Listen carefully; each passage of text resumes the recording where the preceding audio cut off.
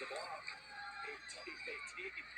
Fans are up and down, up and down. They stand up on match point, and now some of them are just skipping the sit down on the tie scores as the knees begin to ache. Down it goes. Arbor with 30 kills tonight. Barilovic got a touch on a Barilovic, and that's a challenge from UCF.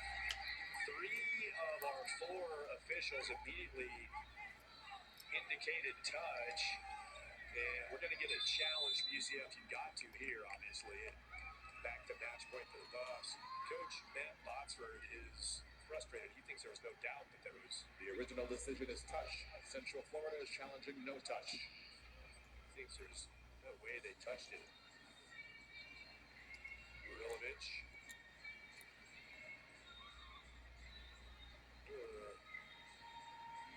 He has a case. With the call that was made, the Buffs would be back on match point in 1918. I think we're going to see a reversal here. And Coach Botsford was frustrated. It's one where he doesn't want to have to use a challenge. That end zone view we had, that back shot, looked like that ball split the defenders pretty clearly. It's tough. The original decision of touch will be reversed. Point Central Florida, Central Florida will retain their challenge. UCF gets to match point, and the Buffs now are the ones playing under full pressure here on the serve from Reese Moore, UCF freshman from Franklin, Tennessee. Reese Moore serving for the match. Punches it toward Barilovic. Finley gives it back to Anna. Who gets it off the block and puts it out off the hands. Point Colorado. Holy smokes. We're going to get into the 20s here in the 5th set, which is, typically set up to end at 15. We went 32-30 in the second. Took 7 extra points for UCF to win that one. And we're going to be right back around that range again, at a minimum 6 more points than the usual. Good hands from CU. 19-19. Can the Buffs get back to match point? It's blocked. Barilovic had that shot to Bauer. The Knights who get their 15th block of the match. Obviously, the 5-setter, especially with one that went 32-30 and now extra points in the 5th. You got all kinds of stats going on here. Crazy stat chart today, including a huge double-double from Sydney Jordan. 17 kills, 17 digs. Buffs have to have it now on match point. Serve coming from Michaela Porter. Barilovic to Finley to Payne. Career night on digs for Libero. And that ball is going to the floor, stays up. Alexa Haley having a night. That ball's going to get out. Jesse Mahoney's going to challenge. Once a look at it, this would end it. Going to need a reversal of a call to keep the match alive as UCF. The original decision is ball out. Colorado is challenging ball in. On the swing from Sydney Jordan that is called out. Challenge from CU. The Buffs thought they had this match a couple times, had net contact, kept it alive. UCF, what a resilient performance tonight by UCF. Almost on the reverse sweep. This shot, that's what we got in the back. That ball get in. Wow. That look and a few others are available on the replay system. Man, this is going to be, the draw here is crazy. Some fans are saying touch, some fans are saying in. Buffs are looking for any way to keep this thing alive. And the video evidence is being reviewed right now on a challenge by Colorado. Have the Knights won the match? That looks like touch. Or no, input in. That looks like maybe no touch, but in. That looks like just barely in. Colorado stay alive. The original decision of ball out will be reversed. Colorado retain their challenge.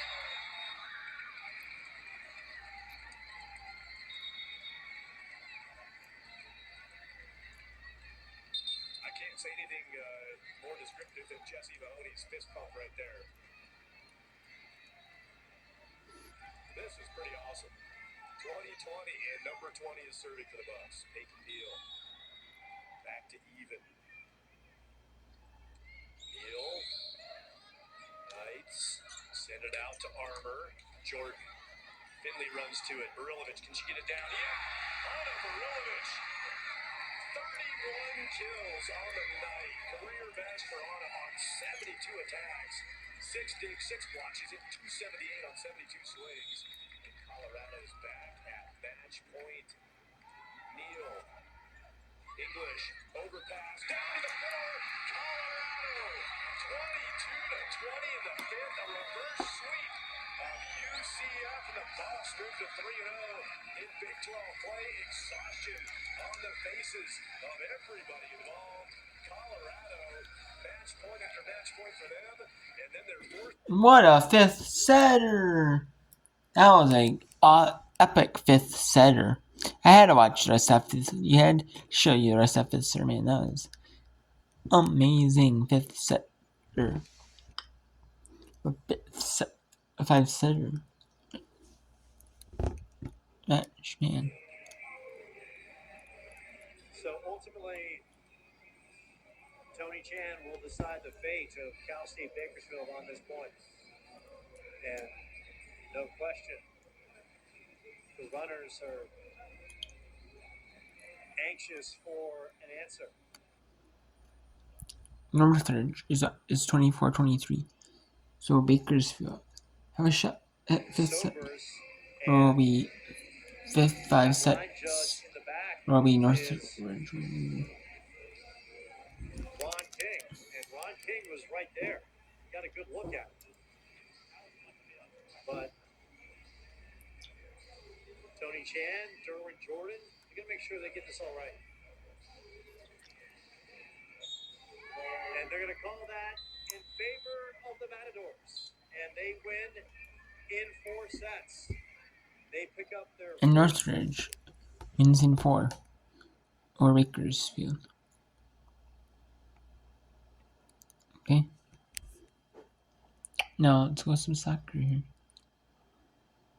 If I need watch the epic 5 setter. It was epic 5 setter. I couldn't not show you that one. That back and forth. You know, you kind of feel guilty with a match like that. Okay, now we have Poly at home. 2-1 leaders. Cal State University Bakersfield. San Diego State up a goal on the road at Fresno State Ethernet. And then Nevada up a goal in the 76th in Grand Canyon. San Jose State, New Mexico at home against New Mexico in the Ethernet. And then UC Riverside at Long Beach State. So let's go to the Mountain West now. And the Mountain West at Ray Epic.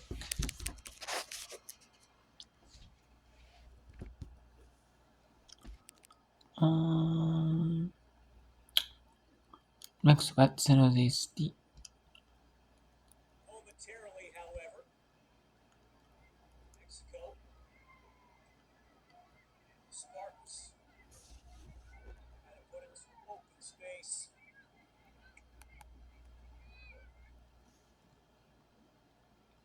I'm gonna shoot them on West Network on iPad. I don't know why. You have an old iPad version, so maybe so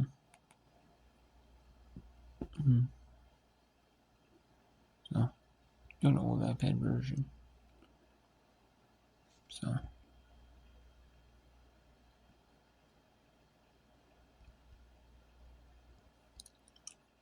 I already do so.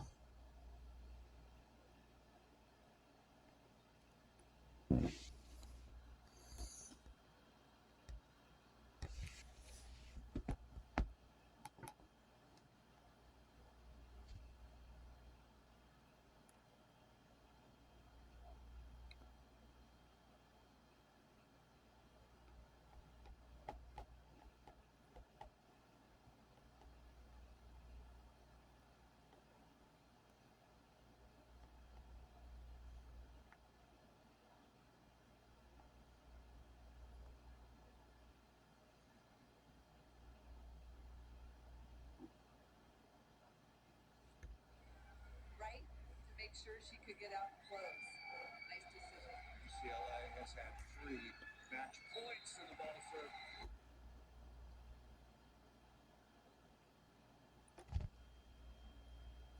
For it here down to the wire. It's been a good rotation with Duffy back at the line, Leverett on the left, and then you have Mariana Singletary wearing number 11 in white out of the middle. And Ivkovic has been pretty good on the right. 4th match point. Oh, what a swing. Kenna Bullard, and what a pass that time by Ryan McAleer. That was a good serve. Kenna Willard just put that ball inside the block against the biggest UCLA block they have, Ivkovic and Singletary.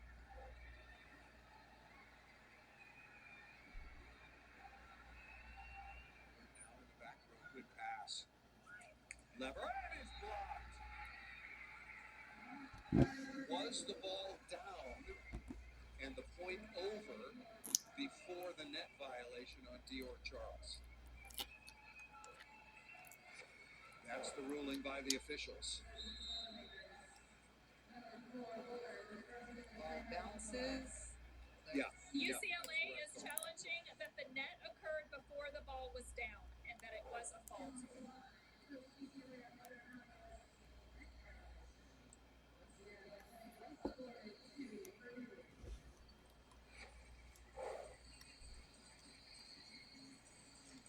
Leverett goes up, swings, big block. That ball goes down, hits the The floor. call on the court is confirmed after review. UCLA loses their challenge. Still a good challenge Yes. for Oh, UCLA. yeah. I mean, anytime you can stop play, get your players on assignment to finish the set out. Now both teams are out of challenges, and now Purdue will have their first set point. UCLA has had 4 match points. Been in a few of these, Annie Cruz, Olympic champion and silver medalist. Bullard. Leverett again, no on the middle, and missed it out of bounds. The play was right there. Very up.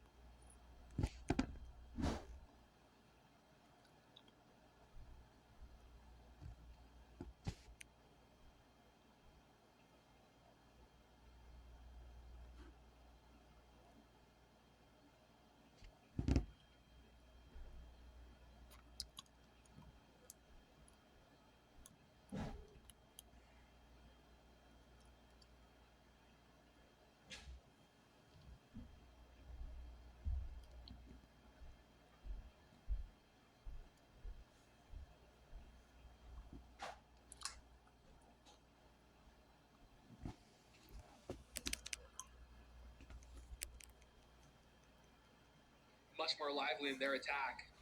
And you have to imagine that if the Mustangs come out of here with anything less than a win, it'll turn back to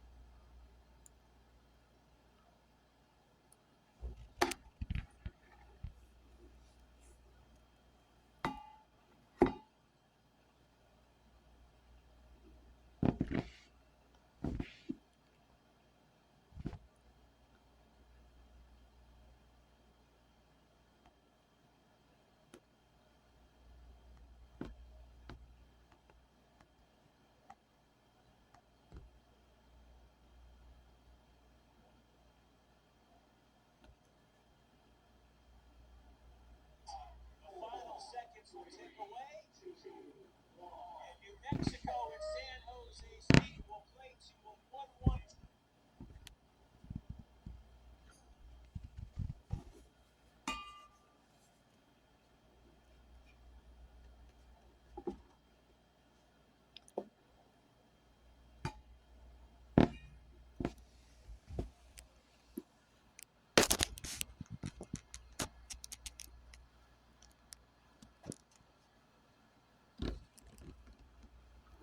So yeah, this is pretty much it for the whip run.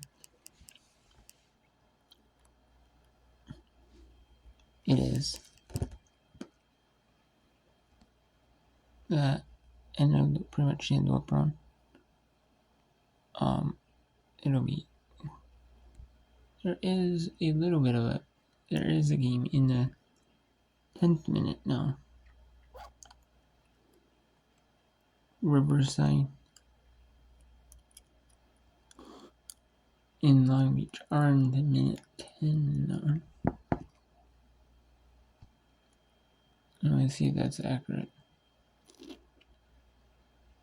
It could be rain delay in Riverside, California. No, it's not accurate. It's a 3-0 lead. We're Long Beach State. And with 30 minutes to go in the second half. So now it's going to be 82-8. And there's no time moving on for subs. There used to be. But now with 15 minutes left in this half, in this second half, 15 minutes left in the game, which is 15 minutes left in the game, or in overtime. In the overtimes, if there's which only happens now in conference tournament, it used to be 10 overtimes in regular season, then it would be overtime. But now there's just over 2. Now there's just 90 minutes. But the remaining 15 minutes, since there's no stoppage time, they just stop the clock for subs, which is fair because it's fair. They do, if it's tied or for the winning team. The losing team does not get the clock stopped. And that's fair because you're not gonna stall someone just to salvage a draw. You can't no more. Slow it down a little bit, pop it up for your goalkeeper. Brewer takes it away there. Ollie with the advantage. It'll stay with the Mustangs. Cal Poly bench was clamoring for a call the second that Brewer was taken out. Watch this once more. Great job by Brewer to really sneak it and take it, and her legs taken off from under her. Another free kick for Cal Poly and a chance to maybe get across it. Brennan Cole puts the laces to it. Halliday can't straighten things out. And that was a much better weighted ball from Cole that time. The first one was a little bit too far. Goalkeeper easily was able to get to that one. That time, it's a little bit shorter, kind of more towards the top of the 18-yard box. Let your other outfield players make that last pass. Mustangs did get a decent look at it at least, even if it did not have the strongest finish. So Cal Poly back with it again.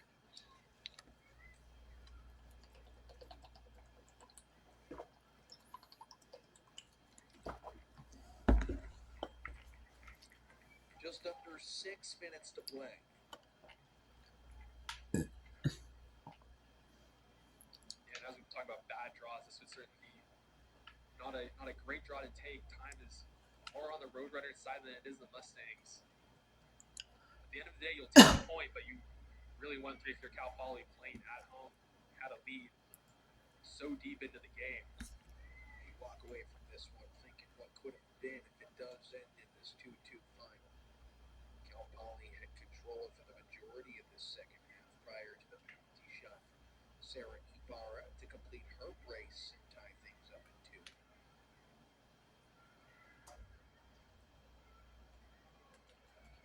Brewer gets tagged down. Opposite end for Bakersfield.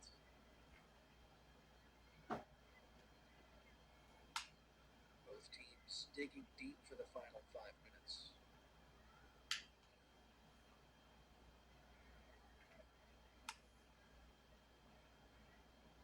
Rodriguez with a turn. 2 wide. Back to Poly. And it just got stuck under her feet. rolled it out. Good job by Sam Walker to force it. Uses the ball right around the midfield mark.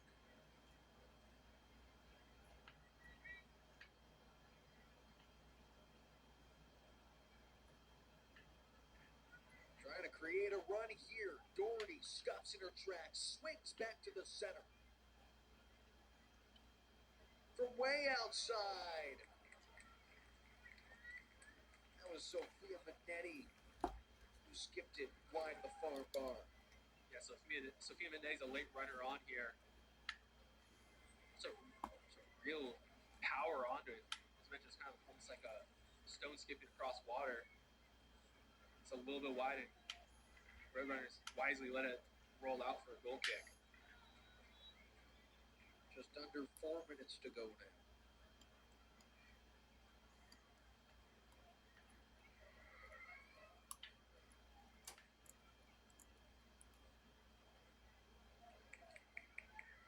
This is dangerous. It's not dangerous when Brendan Cole can clear it 40 yards up the field, but there's a little bit of an attack developing there, especially once Brendan Cole stepped up. If Bakersfield could have found that last pass, they would have had a free run in. Brendan Cole showing off her stuff today, and she has been just a crucial piece to the success of these Mustangs. Came away with that goal off the corner kick, has stepped up defensively time and time again. This is skied high. Bakersfield cleanly handles. 3 to play.